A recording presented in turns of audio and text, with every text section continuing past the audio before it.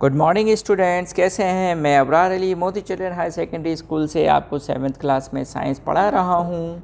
ठीक है, हमने हमने जो लास्ट लेक्चर अटेंड किया था आप लोगों के साथ में, आपने भी अटेंड किया और मैंने आपको बताया वीडियो लेक्चर में हमने क्या समझा था। हमने टूथ डिके के बारे में समझ लिया था, दांत किस तरह सड़ जाते हैं, ख़राब हो जाते हैं। आज हम पढ़ेंगे टंग। ठीक है, टंग हमारा बहुत इंपॉर्टेंट पार्ट होता है। इसका फंक्शन क्या होता है, जो हम फूड खाते हैं उसको टीथ की तरफ ये पुश करता है, ठीक है, ताकि हम उसको इजीली चबा सकें। दूसरा काम क्या करता है, जो सलाइवा हमारी बकल कैविटी में सीक्रेट होता है, it mix with the food से उसको मिक्स कर देता है। और क्या काम करता है टंग का एक बहुत इंपॉर्टेंट फंक्शन है, वो है टू आइडेंटिफाई टेस्ट। जो टेस्ट होता है उसको हमारी टंग आइडेंटिफाई करने का काम करती है। It is a very important function which is done by our tongue. चलिए let's start to understand what taste are identify by our tongue. तो याद रखिए 4 different types of tastes we are identify from our tongue. Number 1 is sweet. Every person are very attract or want to eat sweet material. My very favorite sweet is gulab jamun. Okay, तो आपका भी कुछ ना कुछ favourite sweet होगा। ठीक है, कहाँ से टेस्ट करते हैं हम, it is identify with our tip of the tongue. Okay, then when we go upside from our tongue along with its edges, so from tip to root there is a both side is the small portion from which by which we identify salty taste. It is salty taste, and above the salty taste के ऊपर हम क्या identify कर लेते हैं, हम identify कर लेते हैं सोरनेस। ठीक है, खट्टा। जब भी आपको खट्टा लगता है तो गाल पे आपका हाथ जाता है, खट्टा एक्चुअली टंग को लगता है खट्टा। ठीक है, and then at last there is a very different taste. It is what, it is bitter. Okay, देखिए आपको एक इम्पॉर्टेंट फैक्ट बताता हूँ, अगर आपके लिए हेल्पफुल हो तो आप इसको फॉलो कीजिएगा। जब भी आपको मेडिसिन स्वेलो करनी हो तो हम क्या करते हैं, जनरली इस जगह पर मेडिसिन रखते हैं। तो ये वाला जो बैक एरिया होता है, बैक पोर्शन होता है टंग का, ये बिटर चीज़ को टेस्ट करता है और दवाई हमको कड़वी लगती है। अगर आपको कभी मेडिसिन इनटेक करना हो तो आप उसको यहाँ रखिए, इस जगह पर। ठीक है, और पानी से उसको एनगल्फ कर लीजिए ईजीली। ठीक है, यहाँ रखेंगे तो फिर कड़वा लगेगा, यहाँ रखिए इस जगह पे, समझ गए ना। हाँ, तो चलिए आगे चलते हैं हम। तो ये टंग का स्ट्रक्चर है। इसके बाद में आ जाते हैं हम ईसोफेगस पर। ठीक है, अब ये ईसोफेगस क्या है, देखिए ये आपको यहाँ दिख रहा है। ये तो देखिए, ये तो बकल कैविटी वाला पोर्शन है। ये जो पाइप लाइक स्ट्रक्चर देख रहे हैं आप, इस पूरे पाइप लाइक स्ट्रक्चर को बोलते हैं हम ईसोफेगस। अब देखिए, याद रखिए, जब हम खाना चबाते हैं तो चबाने के बाद में छोटे छोटे पोर्शन हम उसको एनगल्फ करते हैं। ठीक है, स्वालिंग करते हैं। जो स्वॉलोइंग जो होता है, वो सोलिंग में क्या होता है, यहाँ पर फूड होता है, यहाँ फूड होता है, यहाँ से धीरे धीरे नीचे आता है। तो स्वैलोइंग में जो फूड होता है उस फूड से क्या होता है, ये छोटे छोटे बॉल के फॉर्म में आता है, इसमें उसको क्या बोलते हैं, बॉलस। यहाँ नीचे आ जाता है।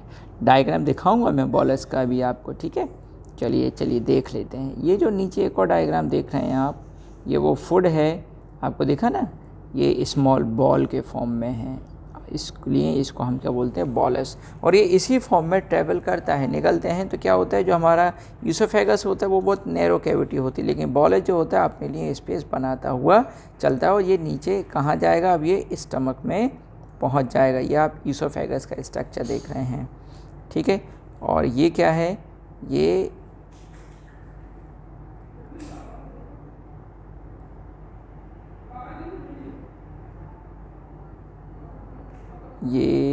सॉरी बेटा, बीच में एक और वो भी खुल गया था ऐप। चलिए ये देखिए, ये है ईसोफेगस और ये है स्टमक। तो बॉलस कहाँ आएगा, बॉलस यहाँ से स्टमक में आएगा, सीधा यहाँ जाएगा। ठीक है, किस तरह जाता है, उसका मूवमेंट कैसा होता है, मूवमेंट अभी मैंने आपको दिखाया, ये बॉलस का मूवमेंट है। ठीक है, चलिए इस मूवमेंट को हम क्या बोलते हैं, इस मूवमेंट का नाम है पेरिस्टाल्सिस मूवमेंट। क्या नाम है इसका, पेरिस्टाल्सिस मूवमेंट, ये लिखा हुआ है पेरिस्टाल्सिस मूवमेंट। कहाँ पर होता है पेरिस्टाल्सिस मूवमेंट, हमारी पूरी इंटेस्टाइन में होता है, ईसोफेगस में होता है और स्टमक में होता है, इंटेस्टाइन में होता है। इसी मूवमेंट के थ्रू ये जो हमारा फूड होता है वो नीचे आता है। अब हम कहाँ चलते हैं, अब हम आ जाएंगे नेक्स्ट पेज पर। चलिए fastly open the next page. What is the next page, next page is page number 21। अब पेज नंबर 21 पर आ गए अपन। पेज नंबर 21 पर हम किसको स्टडी करेंगे, द स्टमक। ये मैं हाईलाइट करके बता रहा हूँ, देखा आपको येलो कलर से, the stomach, sorry blue colour से लिखा हुआ है the stomach, okay, yellow box के नीचे। अब ये कुछ इम्पॉर्टेंट फैक्ट हैं, इन इम्पॉर्टेंट फैक्ट्स को भी हम रीड कर लेते हैं। ठीक है, चलिए सबसे पहले हम ये वाला इम्पॉर्टेंट फैक्ट रीड करेंगे, पेज नंबर 21। आप मेरे साथ अपनी बुक में मैच करते जाइए। ये जो इम्पॉर्टेंट फैक्ट है ये वॉमिटिंग से रिलेटेड है। वॉमिटिंग क्या होता है, कैसे होता है, तो vomiting is the forceful expulsion of the contents of the stomach and those of the part of the small intestine through the mouth. Expulsion एक होता है इंजेशन, इंजेशन का मतलब होता है अंदर जाना, एक्सपल्शन, एक्सपल्शन का मतलब होता है बाहर आना। और कैसा, फोर्सफुल, बहुत तेज़ी के साथ आता है। कभी किसी बच्चे को उल्टी हो जाती है, मेरे को भी होती रहती है कभी कभी, अभी तो नहीं होती, बचपन में हो ही जाती है, कभी कभी हम कुछ उल्टा सीधा खा लेते हैं उससे भी। ठीक है, ये एक टाइप का हमारी बॉडी का एक रिएक्शन होता है। जब भी कुछ ऐसी चीज़ हमारी बॉडी में चली जाती है जिसके लिए हमारी बॉडी एलर्जी या कुछ सेंसेशन हमारी बॉडी में आते हैं, उससे हम उसको बाहर निकाल देते हैं। ठीक है, it can arise in variety of circumstances, that is it may follow the intake of certain drugs मतलब मेडिसिन, यहाँ ड्रग्स का मतलब मेडिसिन है। it may be caused by traveling, कुछ लोग जब ट्रैवल करते हैं तब भी आ सकती है। फिर स्टिकनेस, गंदी बदबू जो होती है उससे भी आ सकती है। it may be a symptoms of a disease, disease जो होती है उससे भी हो सकती है। During vomiting the muscles of stomach and oesophagus relaxes and those of the abdomen, region of the body containing the digestive organ. Abdomen, चलिए मैं आपको डायग्राम में एब्डोमेन दिखाने की कोशिश करता हूँ, एब्डोमेन क्या है।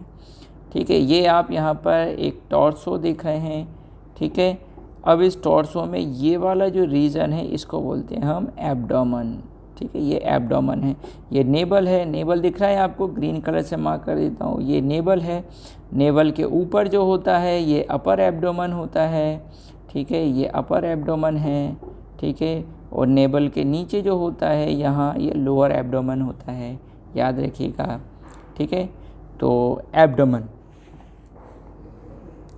चलिए तो दोबारा से मैं रीड कर देता हूँ, मेरे माइंड से एस्केप हो गया, कहाँ तक रीड कर लिया था। During vomiting the muscles of the stomach and oesophagus relaxes and those of the abdomen and diaphragm contract.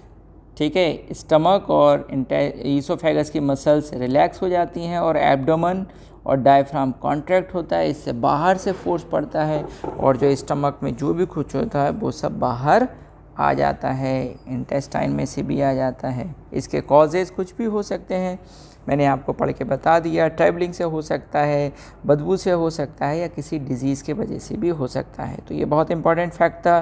ठीक है, इसको हम नोट करेंगे आंसर कॉपी में।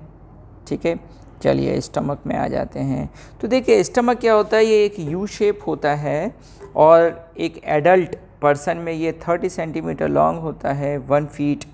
ओके, बहुत हाईली इलास्टिक होता है। इसकी जो इनर मेम्ब्रेन होती है उसमें बहुत सारे फोल्ड्स होते हैं। फोल्ड्स में आपको दिखाऊं तो पेज नंबर 22 पर ये देखिए, ये बहुत सारे फोल्ड्स हैं इसमें, ये इस टाइप के फोल्ड्स होते हैं। ठीक है, ये इंटेस्टाइन के देख रहे हैं आप, विलीज, इससे और बड़े बड़े फोल्ड्स होते हैं उसमें, किसमें, स्टमक में। चलिए अभी उसी पेज पे रहते हैं हम। तो क्या होता है, इसमें बहुत सारे फोल्ड्स होते हैं, उन फोल्ड्स में ग्लैंड्स होती हैं, उन ग्लैंड से गैस्ट्रिक सीक्रेशन होता है। ठीक है, it receives food from the food pipe at one end and opens into the small intestine at the other।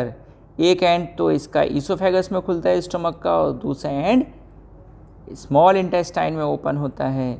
The inner lining of stomach secretes mucus, hydrochloric acid and digestive juices.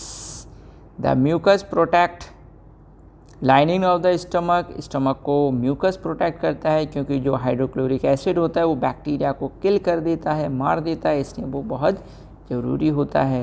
And the digestive juices breaking down the protein into simple substance, और protein का digestion start हो जाता है। ठीक है, इसके बाद में स्मॉल इंटेस्टाइन है, ये द स्मॉल इंटेस्टाइन, फिर ये इंपॉर्टेंट फैक्ट है इस, ठीक है। फिर स्मॉल इंटेस्टाइन, ये जो स्मॉल इंटेस्टाइन है, you will be amazed for knowing the length of the small intestine. क्या है, स्मॉल इंटेस्टाइन तो है लेकिन उसकी लेंथ कितनी होती है, 7.5 metre long. It is small intestine, 7.5 metre, such a length, कितनी बड़ी लेंथ है इसकी। ठीक है, लेकिन ये क्या है, स्मॉल इंटेस्टाइन। और जो लार्ज इंटेस्टाइन होती है वो 1.5 मीटर लॉन्ग होती है। तो जो लार्ज इंटेस्टाइन होती है वो लेंथ में छोटी होती है, और जो स्मॉल इंटेस्टाइन होती है वो लेंथ में ज़्यादा होती है।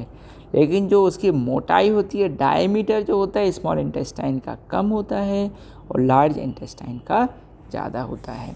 अब देखिए जो स्मॉल इंटेस्टाइन है इसका बहुत इंपॉर्टेंट पार्ट होता है, उसको ड्यूडेनम बोलते हैं। ये मैंने हाईलाइट कर दिया ड्यूडेनम, ठीक है, बड़ा करके दिखा रहा हूँ मैं आपको। ये ड्यूडेनम, ये स्मॉल इंटेस्टाइन का पार्ट होता है, ये बहुत इंपॉर्टेंट होता है।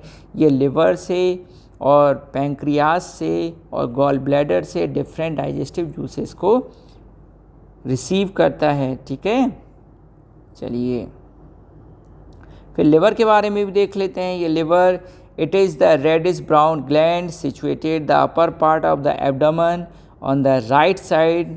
It is the largest gland in the body. It secretes bile juice that is stored in a sac-like structure called gallbladder. The bile juice does not contain any digestive enzyme but help in the digestion of fat by emulsifying them, that is breaking down of fat into the tiny droplets to provide larger surface area for the enzymes to act.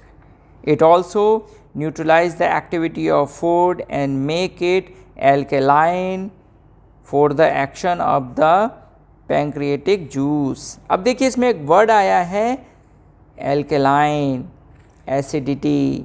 देखिए याद रखिए जो substance होते हैं उनको उनके nature के base पे 2 कैटेगरी में डिवाइड किया गया है, एसिडिक और एल्केलाइन।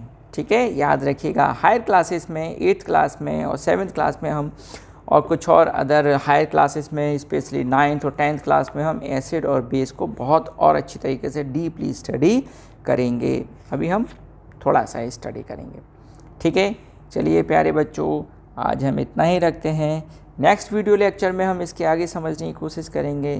तब तक के लिए आप अपना ख्याल रखिए, घर पे रहिए, जब तक ज़रूरी ना हो तब तक आप बाहर मत निकलिएगा। ठीक है, आप बहुत प्यारे बच्चे हैं जो पढ़ रहे हैं घर पर। ठीक है, तो आप अपने पेरेंट्स का भी बात मानिएगा। ठीक है, चलिए बिल्कुल बाहर मत घूमिए, घर पे रहिए, हेल्दी रहिए। चलिए कल नेक्स्ट लेक्चर में पढ़ेंगे, तब तक के लिए गुड बाय।